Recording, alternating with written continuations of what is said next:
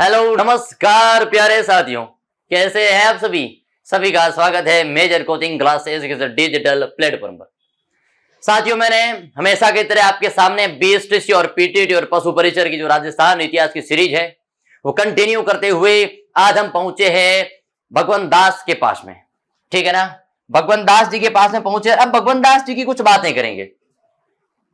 जब भारमल ने अपनी बेटी हरकाबाई का विवाह सांबर में मानसिंह के अकबर के साथ करवा दिया, तो पहला राजपूत राजा था जिसने क्या किया था, अकबर के साथ में यानी मुगलों के साथ में वैवाहिक संबंध स्थापित किए और अधीनता भी स्वीकार की थी।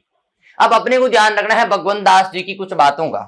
चलो, भगवंत दास जी की कुछ बातों में पहली बात क्या है, पहली बात हमारे सामने आती है कि ये अकबर के नवरत्नों में शामिल था। चलो, अकबर के नवरत्नों में शामिल था भाई।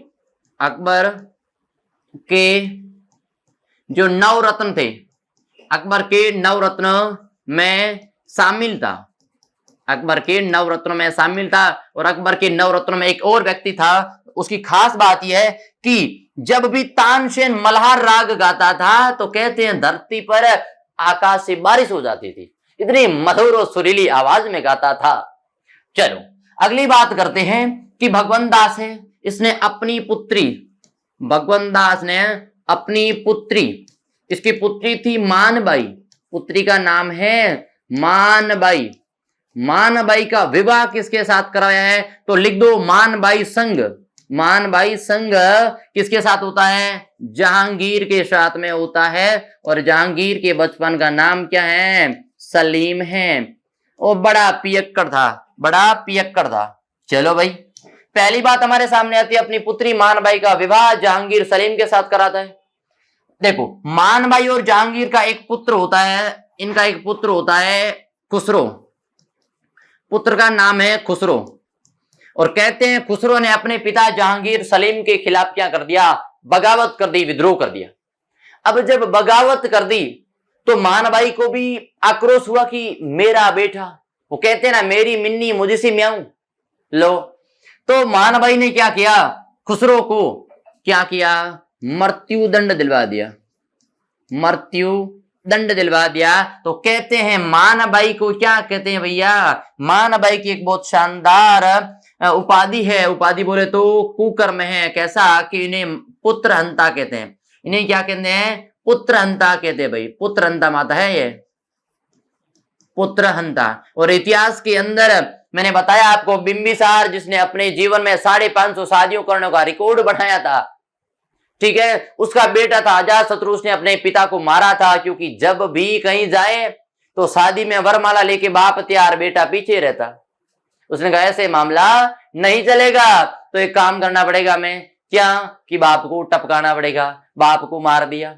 वो था पहला पितृहंता शासक, और यह है पहला पुत्रहंता माता, पुत्रहंता माता, अपने बेटे को मरवा दिया।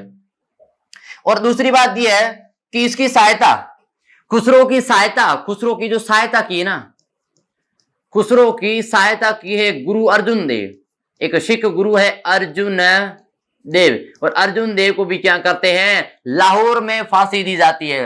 कहां पर, लाहौर में फांसी दी जाती है भाई, लाहौर में फांसी दी जाती है गुरु अर्जुन देव को।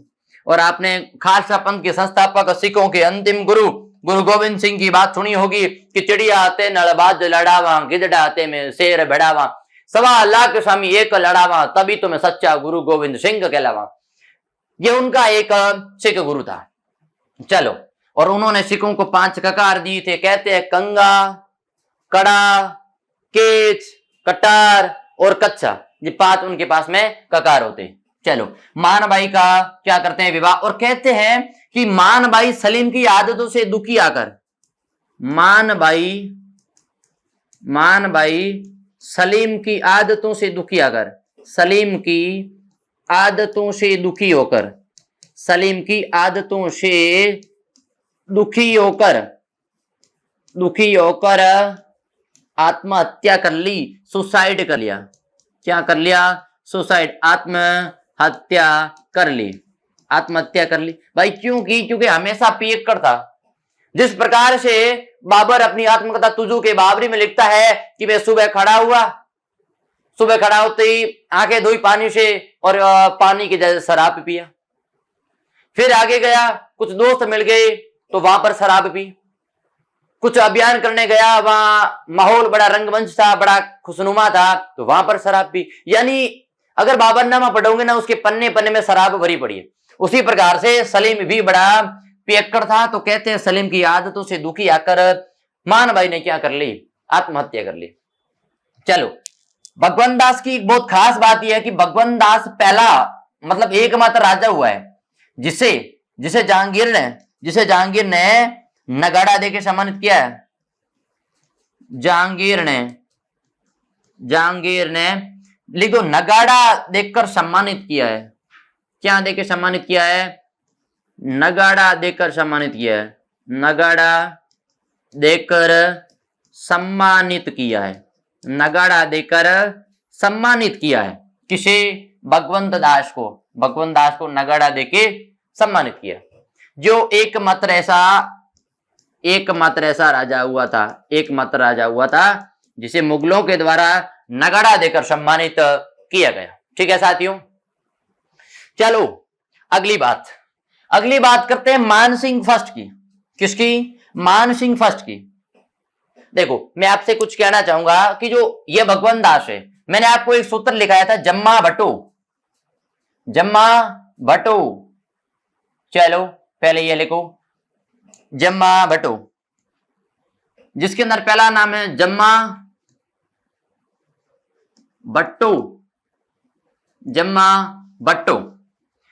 भट्टो के अंदर बात करें, पहली बात यह है कि जलाल खां, पहली बात है कि जलाल खां, मान सिंह, भगवंत दास और टोडरमल वित्त मंत्री था। टोडरमल क्या था? वित्त मंत्री था। यानी पैसों का मामला कौन संभालता था? वर्तमान में कौन है? निर्मला सीतारमण। घर में पैसों का मामला कौन संभालते? महिला। देश में भी महिला। ये तो बड़ा सरासर अन्याय है। जलाल खां की बात करते कब आता है भैया? देखो, दिसंबर 1572 को लिख दो, दिसंबर 1572। मानसिंह कब आता है? फरवरी 1573।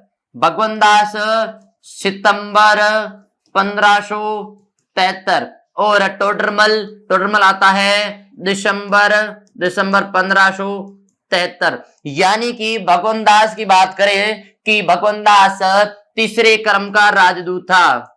तीसरे क्रम का महाराणा प्रताप के पास जाने वाला राजदूत था। महाराणा प्रताप के पास जाने वाला राजदूत कोई था, तो कौन था?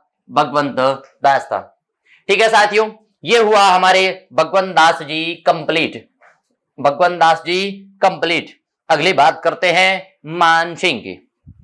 चलो, मानसिंह की महत्वपूर्ण जितने भी फैक्ट है उन फैक्टों की चर्चा करते हैं। पहली बात, मानसिंह फर्स्ट की जो अकबर से मुलाकात होती है, एक अभियान के दौरान मुलाकात होती है। फिर अकबर के दरबार में मानसिंह जाता है और कहते हैं 5000 का मनसब दिया था अकबर ने और सबसे विश्वास पात्र हिंदू सैनिक था। लिख दो अकबर का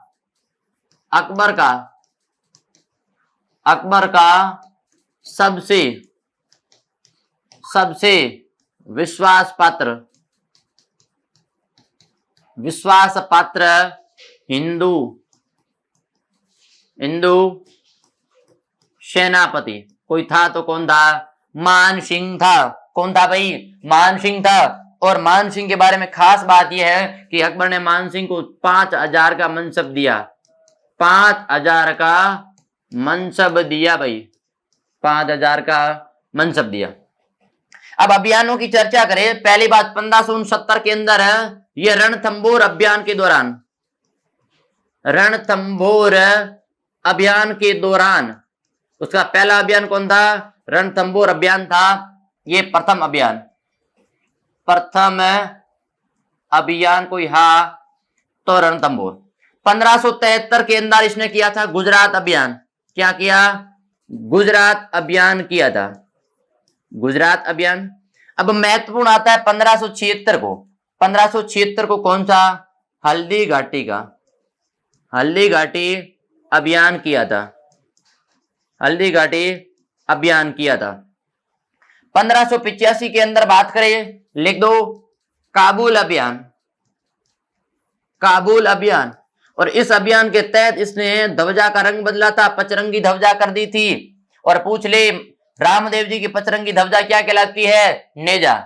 1587 की बात करते हैं, कंधार, कंधार अभियान, कंधार अभियान। 1592 उड़ीसा अभियान, उड़ीसा अभियान। ये इसके प्रमुख क्या थे? अभियान थे।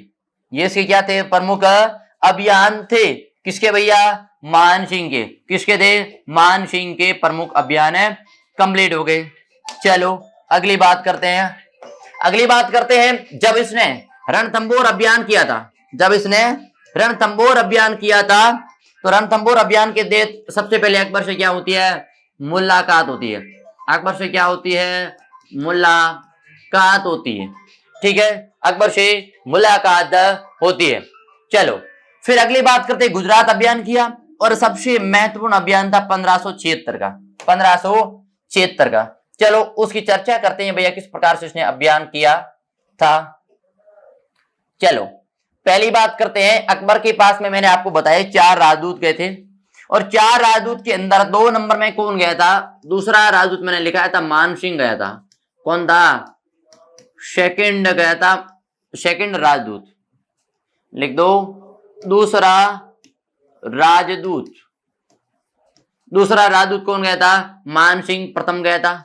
मान सिंह प्रथम गया कब था? ये चीज नोट करो, लिखो फरवरी 1527, फरवरी 1500।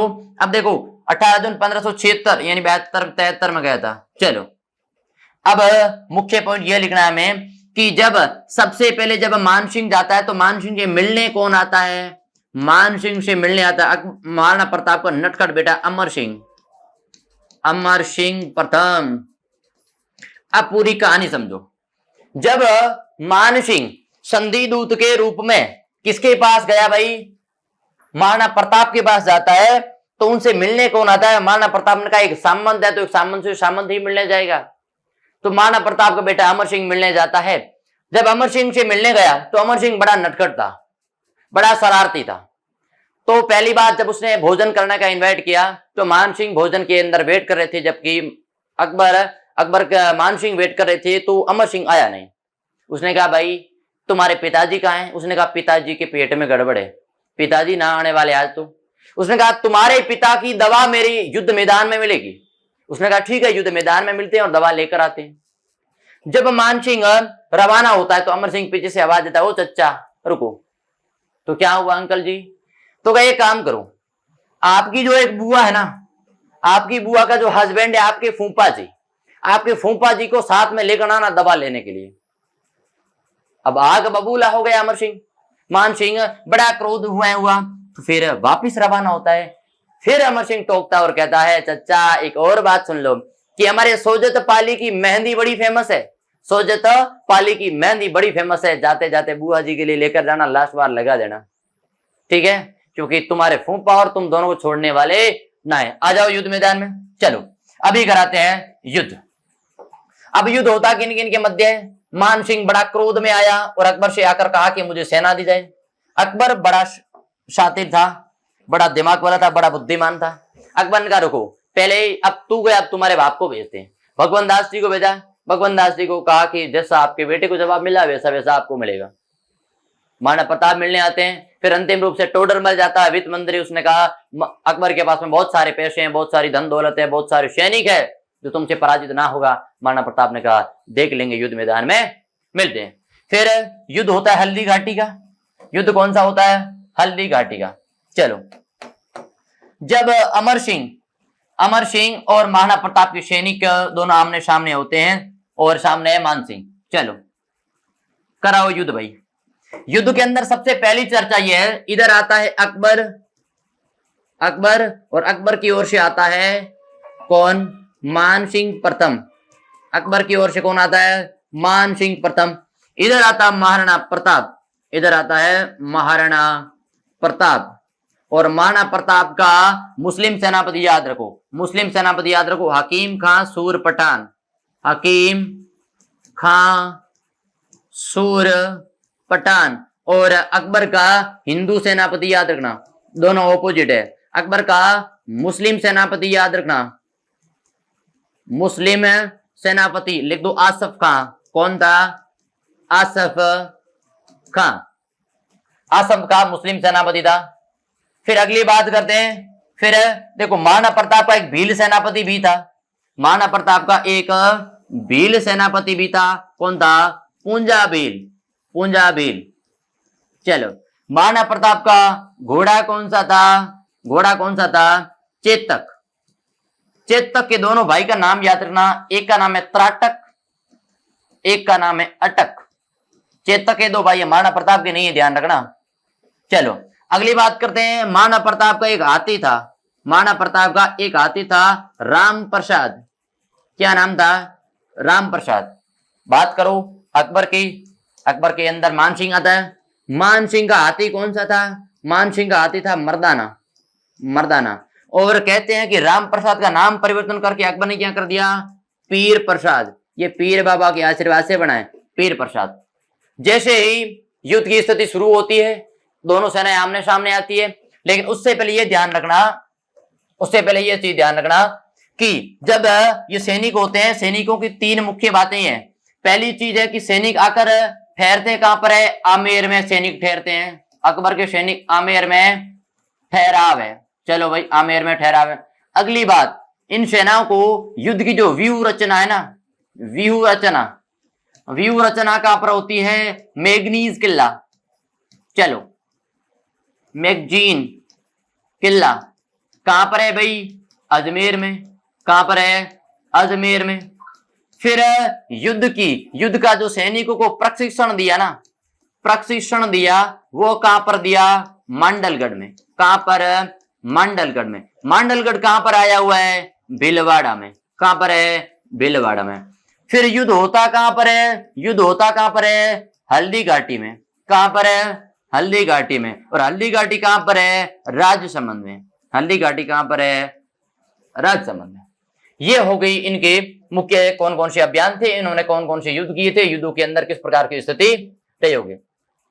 अब अगली बात करते हैं, जैसे युद्ध शुरू होता है और शुरुआत में कहता है, एक इतिहासकार हुआ बदायूनी, एक इतिहासकार हुआ है बदायूनी। बदायूनी जब युद्ध मैदान के अंदर साथ में रवाना होता है और आसफ खां कहता है कि बदायूनी जी आप एक काम करो, वहां पर केवल तलवारें चलेगी, आपका काम कलम चलाना है।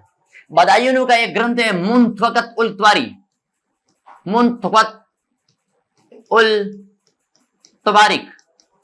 और बदायूनी ने कहा था आसफ खां से कि मेरे को क्या करना है? हिंदू काफिरों के रक्त से दाढ़ी लाल करनी है। तो चलो आसफ खान ने, चलो ये आपकी इच्छा पूरी करेंगे। चलो, जब युद्ध मैदान के अंदर बदायूनी आंखों देखा हाल वर्णन करता है, आंखों देखा हाल पूरा बदायूनी ने लिखा है। जब बदायूनी लिखता है कि शुरुआत के अंदर महाराणा प्रताप के सैनिकों ने इतना भीषण आक्रमण किया कि मुस्लिम की और मान सिंह के सैनिकों के दांत खट्टे हो गए।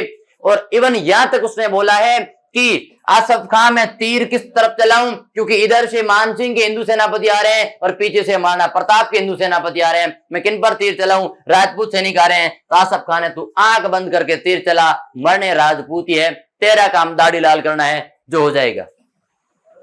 जब तीर चलाना शुरू करते हैं और फिर बदायूनी कहता है, एक व्यक्ति का नाम आता है मिहत्तर खां। नाम क्या है? मिहत्तर खां।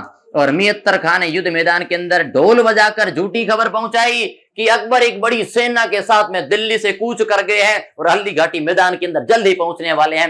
अब देखो भैया, राजा आ रहा है, हिंदुस्तान का सुल्तान आ रहा है, उसके पास बहुत बड़ी सेना थी। जब सेना थी तो सैनिकों के अंदर ढांढस बंधा, थोड़ा सामंजस्य हुआ और सभी ने मिलकर क्या किया? युद्ध वापिस शुरू किया। अब देखो युद्ध की स्थिति मान लो ये यहाँ पर पहाड़ है, यहाँ पर पहाड़ है और यहाँ पर मैदान है, युद्ध यहाँ पर लड़ रहे हैं। क्योंकि पहाड़ियों से निकल के, और हमारे साथ में कौन है, भील सेनापति है। भील गोफड़ियां पत्थर मारने में, छापामार युद्ध प्रणाली में बड़े माहिर थे। और फिर जब यहां से युद्ध होता हुआ यहां पहुंचता है तो महाराणा प्रताप के सैनिकों की बहुत सारी क्षति होती है। क्यों? क्योंकि इनके पास सैनिक कम थे, लेकिन छापामार युद्ध प्रणाली से वो बाहर निकल गए थे। फिर महाराणा प्रताप को दिखा कि मान सिंह कहाँ है, हाथी पर खड़ा है। महाराणा प्रताप ने अपने चेतक घोड़े को वहां पहुंचाया, और कहते हैं कि मान सिंह का जो हाथी था मर्दाना हाथी के सूंड में भी क्या थी, एक तलवार थी, और चेतक के सूंड में भी इस प्रकार से एक हाथी जैसा सूंड बनाया हुआ था। जैसे ही महाराणा प्रताप के घोड़े चेतक ने छलांग लगाई और उसके हाथी के मुख पर 2 पैर रखे, और महाराणा प्रताप ने अपने शवामन के भाले के साथ में वार किया। तो कहते हैं कि मान सिंह तो होदे के पीछे छुप गया, लेकिन मान सिंह का महावत मारा गया। महावत कौन होता है, हाथी को चलाने वाला, वो मारा गया। जब महावत मारा गया तो प्रताप ने सोचा कि मान सिंह मारा गया। प्रताप का जैसा ही घोड़ा अपने पैर पीछे हटाता तो अगली पीछे वाली दोनों टांगे कट जाती है। जब दोनों पैर कट गए तो चेतक की हालत गंभीर हुई, और चेतक की हालत गंभीर देखते हुए उनके सैनिकों ने कहा कि आप एक काम करो, आप यहां से युद्ध मैदान से कूच करो, बाहर निकलो। महाराणा प्रताप ने बहुत जिद की, लेकिन फिर भी कहते हैं एक झाला था, उस झाला ने महाराणा प्रताप का छत्र धारण किया तो सभी ने सोचा कि महाराणा प्रताप यह है, और उसको महाराणा प्रताप समझ के मार दिया गया। ठीक है, यहां तक ठीक है। फिर महाराणा प्रताप वापिस आते हैं युद्ध मैदान के अंदर अपने भाई शक्ति सिंह को लेके, उसका घोड़ा त्राटक लेके। ठीक है, इस प्रकार से युद्ध होता है। और मान सिंह युद्ध मैदान के अंदर पराजित होता है, क्योंकि मान सिंह ने कहा कि मैं जब बदायूं ने लिखता है हल्दी घाटी से आगरा तक का जो सफर था उसके अंदर वीरों ने बहुत सारी क्षति पहुंचाई थी। और फिर कहते हैं कि मान सिंह युद्ध मैदान के अंदर ड्योढ़ी बंद करती थी। अब अकबर देखो, अगर युद्ध मैदान के अंदर मान सिंह और आसफ का विजय होकर आते तो क्या ड्योढ़ी बंद कर दे। ड्योढ़ी का मतलब होता है आज से दरबार में आना प्रतिबंध है आपके लिए, कि अगर एक राजा का सैनिक सेनापति युद्ध मैदान में विजय होकर आता है तो बाकायदा उसे सम्मान दिया जाता, उसे मनसब दिया जाता, एक अलग क्षेत्र दिया जाता। लेकिन मान सिंह और आसफ खां ये नहीं किया, मान सिंह को वहां से निकाला गया, यानी युद्ध मैदान के अंदर महाराणा प्रताप की विजय होती है। इस प्रकार से मान सिंह का युद्ध मैदान संपन्न होता है। ठीक है, चलो अगली बात यह है मान सिंह के निर्माण कार्य कौन कौन से है। मान सिंह ने निर्माण कार्य के अंदर आमेर का किला बनाया है। क्या बनाया है? आमेर किला बनाया है। आमेर का किला बनाया है और शिला माता का मंदिर बनाया है। शिला माता का मंदिर बनाया है। शिला माता का मंदिर बनाया, ये मान सिंह निर्माण कार्य। लेकिन पूरे निर्माण कार्य हम आर्ट एंड कल्चर के पोर्शन में पढ़ेंगे। चलो अगला है मिर्जा राजा जयसिंह प्रथम। मिर्जा राजा जयसिंह प्रथम दो राजा आएंगे, एक मिर्जा आएगा एक सवाई आएगा। एक मिर्जा आएगा एक सवाई आएगा। और यह था किसके समय? ये शाहजहां के समय था। किसके समय? शाहजहां के समय था। और इसे उपाधि, अगर मिर्जा राजा की उपाधि किसी ने दी है तो किसने दी है भैया? मुगल शासक शाहजहां ने दी है। और कहते हैं कि शाहजहां की उपाधि बड़ी खतरनाक ही, अबुल मुजफ्फर साहबुद्दीन मोहम्मद साहिब किराने सानी। देखो ये शाहजहां की एक उपाधि है कि अबुल मुजफ्फर साहबुद्दीन मोहम्मद साहिब किराने सानी, ये शाहजहां की उपाधि है। ये शाहजहां की उपाधि है। फिर कहते हैं मिर्जा राजा जयसिंह को शाहजहां ने क्या किया? सवाई की उपाधि दी। क्यों दी? कि इतना घनिष्ठ हो गया था, बहुत घनिष्ठ हो गया था। और इसके समय याद रखना, एक ये राजा है और एक ये राजा है, सवाई जयसिंह द्वितीय। सवाई जयसिंह और मिर्जा राजा जयसिंह में दोनों में फर्क नजर आना चाहिए, क्योंकि दोनों में डिफरेंट ये सवाई है जिसे उपाधि देता है औरंगजेब। जिसे उपाधि कौन देता है? औरंगजेब उपाधि देता है। और कहते हैं इसने 7 मुगल शासकों का समय देखा है। ठीक है, और जिन मुगलों के अंदर नाम बात करें हैं, सबसे पहला बहादुर शाह, फर्रुख शेर, लंपट मुर्ग कहते हैं, जहांदार शाह, रफीउद दर्जा, रफीउद दौल्ला, मोहम्मद शाह रंगीला, अपने रंगीले मिजाज के कारण जाना जाता था। फिर देखो ये जाजाऊ युद्ध है। जाजाऊ युद्ध देखो, क्योंकि इसने 9 राजाओं को काल देखा है, 7 राजाओं का। देखो जिसके अंदर 1707 के अंदर युद्ध होता है मुअज्जम और आजम के मध्य। और सवाई जयसिंह आजम का पक्ष लेते हैं और आजम का पक्ष लेते हैं। आजम पराजित होता है, मुअज्जम राजा बनता है बहादुर शाह फर्स्ट के नाम से। लेकिन फिर क्या करता है? सवाई जयसिंह को हटा दिया जाता है और उसके भाई को राजा बनाया जाता है। कुछ समय बाद सवाई जयसिंह फिर राजा बनते हैं और एक देबारी समझौता होता है मेवाड़, मारवाड़ और आमेर के मध्य, जिसके अंदर कहा जाता है कि अगर मारवाड़ की पुत्री से विवाह करेगा जयसिंह तभी, लेकिन जब इनकी पुत्री का, इनका जो बाणेज होगा वो अगला राजा बनेगा, लेकिन वो राजा नहीं बनता है, अगला राजा ईश्वरी सिंह बनता है। चलो, इस प्रकार की पूरी घटना होगी। अब देखो, मराठों का प्रवेश भी होगा, बूंदी उत्तराधिकारी संघर्ष होगा, जिसके तहत सवाई जयसिंह ने अपनी बहन के जो पति थे, कहते हैं कि उनके पति ने इनके पुत्र को नकार दिया था। भीम सिंह इनका पुत्र था, उनके पुत्र को अवैध घोषित कर दिया और कहा कि मैं आज तक आमेर की राजकुमारी को हाथ नहीं लगाया है, शारीरिक संबंध नहीं बनाए हैं, ये एक अवैध पुत्र है। फिर कहते हैं इनके बहन ने अपनी ओर से एक अलग राजा घोषित किया, लेकिन मराठों का प्रवेश होता है बूंदी में। बूंदी में क्यों होता है? क्योंकि बूंदी का उत्तराधिकारी में सवाई जयसिंह ने किसी और को घोषित कर दिया, दलेल सिंह को घोषित कर दिया, जबकि इसकी बहन किसी और को घोषित करना चाहती है। जब दोनों के मध्य संघर्ष होता है और इसके बेटा, ये जो अवैध बेटा था, इसे अपनी मामा ने मार दिया। मामा ने मार दिया अपने भाणेज को। जब मामा ने मारा तो इसकी बहन ने एक ही सहारा लिया था, किन्हें? मराठों का पक्ष लिया था। और मराठों ने राजस्थान के अंदर सबसे पहले अगर हस्तक्षेप किया है तो बूंदी उत्तराधिकारी संघर्ष के तहत किया है। ठीक है। फिर हुरडा सम्मेलन होता है 17 मार्च 1527 को, ठीक है ना। हुरडा सम्मेलन होता है 1727 में, और कहां पर होता है? भीलवाड़ा में होता है। क्यों होता है? इस हुरडा सम्मेलन के अंदर राजपुतानों ने इकट्ठा होकर कहा कि जब बेसंकट आएगा एक दूसरे की सहायता करेंगे, जिसे राणा सांगा ने पाती पर्वन विधि कहा है। जब राणा सांगा के ऊपर संकट आया था, बाबर ने आक्रमण किया था 1527 में, 17 मार्च 1527 में, तो इसने सांगा ने एक पाती पर्वन विधि होती है, इनका होता है पाती पर्वन। अब पाती पर्वन क्या होता है कि जब भी किसी राजपूत पर संकट आएगा तो सभी राजाओं को, राजपूत राजाओं को आमंत्रित किया जाएगा और सभी इकट्ठा होकर ऑपोजिट पार्टी से लड़ेंगे। बस ये होती पाती पर्वन। फिर उसी प्रकार से फिर हुरडा सम्मेलन होने लगा, जिसे जगत सिंह फर्स्ट ने अध्यक्षता की है, जिसके अंदर शामिल कौन होते हैं? सवाई जयसिंह शामिल भी होते हैं। फिर उन्होंने कहते हैं अश्वमेघ यज्ञ किया था, और अश्वमेघ यज्ञ किया था, और अंतिम राजपूत राजा था जिसने अश्वमेघ यज्ञ किया। अश्वमेघ यज्ञ क्या होता था? एक घोड़ा छोड़ा जाता था और कहते हैं कि यह घोड़ा जहां जहां जाएगा वो क्षेत्र उस राजा के अधीन आएगा, लेकिन जिसने भी उस घोड़े को रोका, उसकी लगाम पकड़ी ना, तो कहते हैं उस राजा से उसे क्या करना पड़ेगा? युद्ध करना पड़ेगा। ये था अश्वमेघ यज्ञ। फिर इसके कुछ निर्माण कार्य की बात करेंगे। तो चलो मिलते हैं हमारे नेक्स्ट सेशन के अंदर, जुड़े रहिएगा। तब तक के लिए जय हिंद, जय भारत।